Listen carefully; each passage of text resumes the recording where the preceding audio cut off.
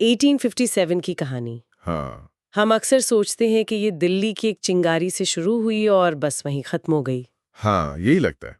कि कुछ नाराज सिपाही थे, उनका गुस्सा था जो कुछ शहरों तक बस सीमित रहा। हाँ। लेकिन जो स्रोत हमारे सामने हैं वो तो एक बिल्कुल ही अलग तस्वीर दिखाते हैं। बिल्कुल। आज हम यही समझने की कोशिश करेंगे कि ये प्रतिरोध सिर्फ लखनऊ, कानपुर और झांसी तक नहीं था, बल्कि इसकी आग बिहार के गांव से लेकर दक्षिण भारत के किलों और यहाँ तक कि पूर्वोत्तर की पहाड़ियों तक कैसे पहुंची। हाँ। हम उन किरदारों और घटनाओं को जानेंगे जो अक्सर इतिहास की किताबों से बाहर रह जाते हैं। हाँ। और ये एक बहुत जरूरी पहलू है, क्योंकि स्रोत हमें ये बताते हैं कि जिसे हम एक विद्रोह कहते हैं, वो असल में कई अलग-अलग विद्रोहों का एक संगम था। इसमें अलग-अलग क्षेत्रों के लोग थे जो अलग-अलग वजहों से शामिल हुए। ये कहानी सिर्फ हार जीत की नहीं है, बल्कि पूरे उपमहाद्वीप में फैली एक गहरी बेचैनी और अंग्रेजों के खिलाफ उठ खड़े होने की भावना की है। तो चलिए इस कहानी को अवध की राजधानी लखनऊ से शुरू करते हैं। 4 जून 1857 को यहाँ विद्रोह की आग भड़की और नेतृत्व संभाला बेगम हजरत महल ने, जिन्होंने अपने छोटे बेटे बिरजिस कादिर को नवाब घोषित कर दिया। लेकिन ये सिर्फ एक रानी की लड़ाई नहीं थी, है ना? बिल्कुल नहीं। यही तो लखनऊ को खास बनाता है। बेगम हजरत महल को किसानों, तालुकेदारों यानी जमींदारों और सिपाहियों का जबरदस्त साथ मिला। अच्छा। ये दिखाता है कि ये सिर्फ राजगद्दी की लड़ाई नहीं थी। अंग्रेजों की नीतियों से परेशान हर तबका इसमें शामिल हो रहा था। समर्थन इतना ज्यादा था कि विद्रोहियों ने जल्द ही पूरे शहर पर कब्जा कर लिया और ब्रिटिश रेजिडेंसी को घेर लिया। वही रेजिडेंसी जहां ब्रिटिश रेजिडेंट हेनरी लॉरेंस ने कई अंग्रेजों के साथ शरण ली थी। और फिर उसी घेराबंदी में हाँ, एक तोप का गोला लगने से लॉरेंस की मौत हो गई। इसके बाद जनरल हैवलॉक और आउटरम जैसे बड़े अंग्रेज अफसरों ने लखनऊ को छुड़ाने की कोशिश की, लेकिन वो बुरी तरह नाकाम रहे। और लखनऊ का हाथ से निकल जाना अंग्रेजों के लिए एक बहुत बड़ा मनोवैज्ञानिक झटका था। उनके सम्मान की बात बन गई थी। उनके प्रेस्टीज का सवाल बन गया था। इसीलिए उन्होंने अपना सबसे बड़ा कमांडर सर कॉलिन कैंपबेल भेजा।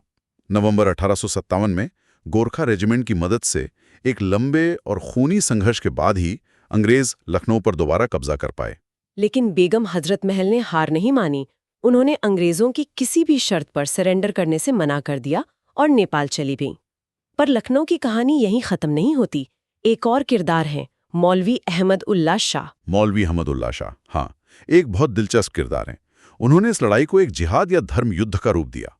वो गेरिला युद्ध के माहिर थे, मतलब छोटी छोटी टुकड़ियों में छिपकर अंग्रेजी सेना पर हमला करना और फिर तेजी से गायब हो जाना। इस रणनीति ने तो अंग्रेजों को बहुत परेशान किया होगा। बहुत ज्यादा। वो उनसे इतना खौफ खाते थे कि उन पर 50,000 रुपए का इनाम रखा गया था, जो उस जमाने में एक बहुत बड़ी रकम थी। लेकिन उनका अंत भी धोखे से हुआ। पोवाया के राजा जगन्नाथ सिंह ने इनाम के लालच में उन्हें मरवा दिया। हाँ। ये धोखे और विश्वासघात की कीम हमें इस कहानी में बार बार देखने को मिलेगी। लखनऊ से ये आग कानपुर पहुंची और वहां कहानी और भी ज्यादा जटिल और विवादास्पद हो जाती है। हाँ, कानपुर में नेतृत्व नाना साहिब के हाथ में था, जो मराठा पेशवा बाजीराव द्वितीय के गोद लिए हुए बेटे थे। अंग्रेजों ने उन्हें पेशवा की पेंशन और उपाधि देने से मना कर दिया था, जिसकी वजह से वो काफी नाराज थे। और उनके साथ थे तात्या टोपे और अजीमुल्ला खां, बेहतरीन रणनीतिकार। बिल्कुल। कानपुर में जब अंग्रेज कमांडर सर व्हीलर ने आत्मसमर्पण किया तो एक समझौता हुआ कि सभी अंग्रेजों को, खासकर महिलाओं और बच्चों को, नावों से सुरक्षित इलाहाबाद भेज दिया जाएगा। लेकिन फिर सती चौरा घाट पर जो हुआ वो 1857 के सबसे काले अध्यायों में से एक है। बिल्कुल। जब ये लोग नावों पे चढ़ रहे थे तो उन पर गोलियां चला दी गईं। कई लोग मारे गए। जो बच गए उन्हें बीबीगढ़ में कैद किया गया, जहां बाद में उनकी भी हत्या कर दी गई। और इस हत्याकांड ने अंग्रेजों को बदले की आग में झोंक दिया। हाँ, और इसका इल्जाम सीधे सीधे नाना साहब पर लगा। ब्रिटिश प्रोपेगेंडा ने उन्हें कानपुर का कसाई यानी द बुचर ऑफ कानपुर की तरह पेश किया। लेकिन क्या कहानी इतनी सीधी थी? स्रोत हमें कुछ और भी बताते हैं। नाना साहब का कहना था कि ये सब उनकी जानकारी के बिना हुआ। और दिलचस्प बात यह है कि एक अंग्रेज महिला, हॉटेस्ट स्टेट, जिन्होंने ये सब अपनी आंखों से देखा था, उन्होंने बाद में लिखा कि नाना साहब दोषी नहीं हो सकते। अच्छा? हाँ, क्योंकि उन्होंने खुद उस महिला और 108 अन्य लोगों को विद्रोहियों की भीड़ से बचाया था। तो इसका मतलब है कि अंग्रेजों ने अपनी कहानी को स्थापित करने के लिए घटनाओं को एक खास तरह से पेश किया होगा। बिल्कुल, जमीनी हकीकत शायद कहीं ज्यादा जटिल थी। दिसंबर 1887 तक कैम्बेल ने कानपुर पर भी कब्जा कर लिया। नाना साहब तो नेपाल भाग गए, लेकिन तात्या टोपे, उन्होंने हार नहीं मानी।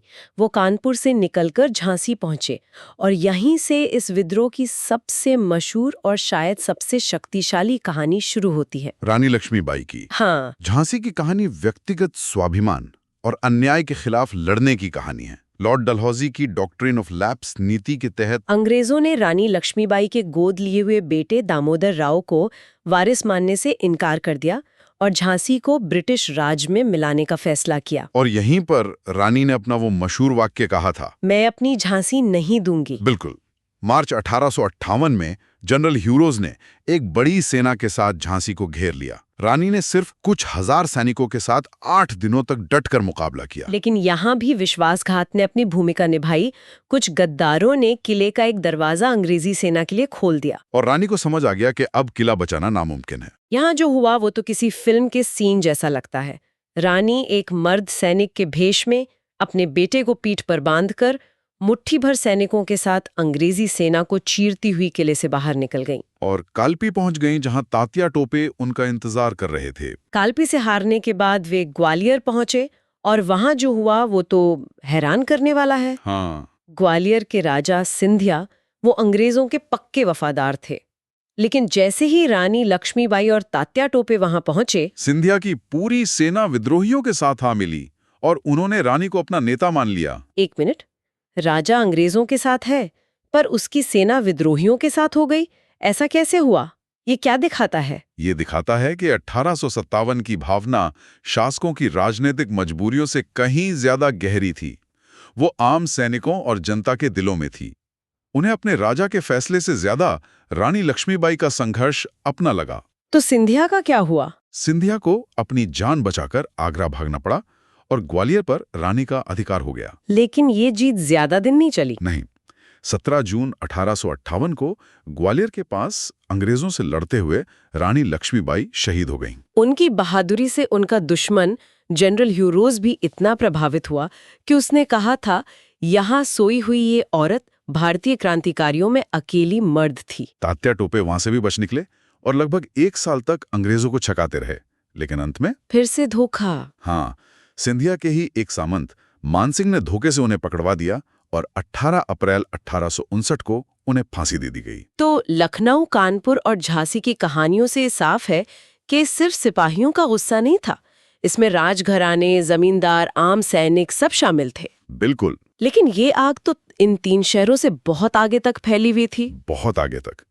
असल में कई जगहों पर धार्मिक नेताओं ने कमान संभाली। और ये नेतृत्व कितना विविध था, ये भी देखने लायक है।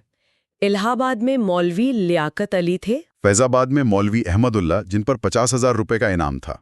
और बरेली में खान बहादुर खां थे, जो मुगल सम्राट के रिश्तेदार थे। हाँ, वहीं बिहार में एक ऐसे शख्स ने कमान संभाली जिनकी उम्र और जज्बा दोनों ही हैरान करने वाले थे। अब जगदीशपुर के कुंवर सिंह की बात कर रहे हैं। जी। 80 साल के एक जमींदार जो कर्ज में डूबे थे और अंग्रेजों से नाराज थे। हाँ, और उन्होंने इस उम्र में जो किया वो अविश्वसनीय है। उन्होंने न सिर्फ बिहार में अंग्रेजों को हराया, बल्कि अपनी सेना लेकर उत्तर प्रदेश के आजमगढ़ तक पहुंच गए और वहां भी अंग्रेजी सेना को कई बार हराया। कई बार। उनकी कहानी का एक किस्सा तो मतलब रोंगटे खड़े कर देने वाला है। अपनी बाह काटने वाला। वही, एक लड़ाई में उनकी बाह में गोली लग गई। उन्हें लगा कि जहर पूरे शरीर में फैल जाएगा, तो उन्होंने बिना एक पल सोचे अपनी तलवार से अपनी ही बाह काटकर गंगा नदी में अर्पित कर दी। इस उम्र में ऐसा साहस? हाँ, ये तो कल्पना से भी परे है। इसे एक घटना से ही उनके जज्बे का अंदाजा लगाया जा सकता है। बिल्कुल। अप्रैल 1858 में उनकी मृत्यु हो गई, लेकिन तब तक उन्होंने अंग्रेजों की नाक में दम कर दिया था। कुंवर सिंह जैसे नेताओं की कहानियां ये बताती हैं कि विद्रोह के पीछे हर किसी की अपनी वजह थी। सही बात है। किसी के लिए धर्म की लड़ाई थी, तो किसी के लिए अपने सम्मान की, और किसी के लिए अंग्रेजों की आर्थिक नीतियों के खिलाफ एक सीधी जंग। और ये जंग सिर्फ उत्तर भारत तक ही सीमित नहीं थी, जैसा हमें अक्सर लगता है। स्रोतों को देखने पर पता चलता है कि विद्रोह की पहुंच कितनी दूर तक थी। जो वाकई चौंकाने वाला है। हाँ, पूर्व में देखें तो असम में दीवान मनीराम दत्त ने विद्रोह की कोशिश की, लेकिन उन्हें फांसी दे दी गई। उड़ीसा में राजकुमार सुरेंद्र शाही ने सालों तक संघर्ष जारी रखा। और पश्चिम में राजस्थान का कोटा एक बड़ा केंद्र बन गया था, जहां जयदयाल और हरदयाल के नेतृत्व में विद्रोहियों ने 6 महीने तक शहर पर कब्जा रखा। अब हम इस पड़ताल के सबसे दिलचस्प हिस्से पर आते हैं, जो शायद कई लोगों के लिए नया होगा।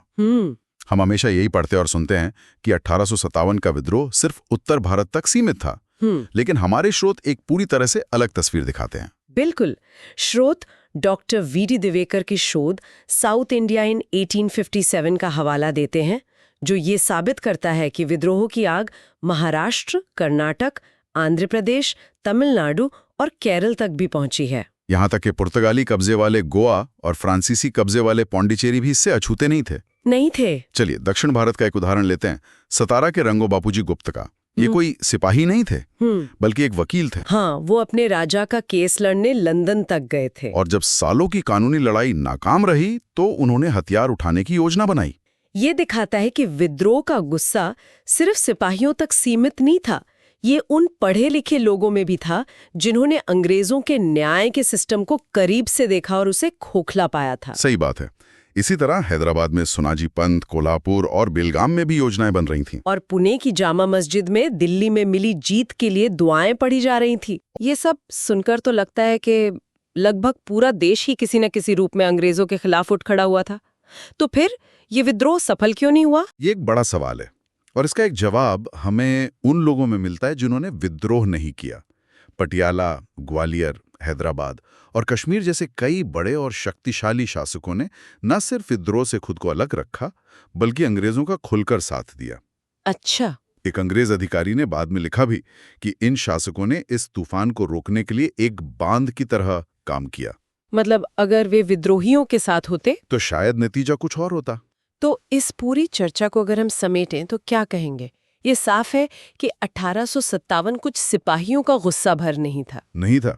ये एक राष्ट्रव्यापी प्रतिरोध था, जिसमें राजकुमारों से लेकर किसान तक और मौलवियों से लेकर जमींदार तक समाज का हर तबका अपने अपने कारणों से शामिल हुआ। बिल्कुल। भले ही ये विद्रोह सैन्य रूप से सफल नहीं हुआ, लेकिन इसने पूरे भारत में ब्रिटिश शासन के खिलाफ एक गहरी और व्यापक नाराजगी को हमेशा के लिए उजागर कर दिया। ये अलग अलग लोगों के संघर्षों का एक जटिल ताना बाना था, जो एक साझा दुश्मन के खिलाफ एक साथ आ गए थे। और इसने भारत में राष्ट्रवाद की नींव रखी। हाँ, एक तरह से। आज की ये चर्चा एक विचारणीय प्रश्न छोड़ जाती है। हमने बार बार विश्वासघात की बात की।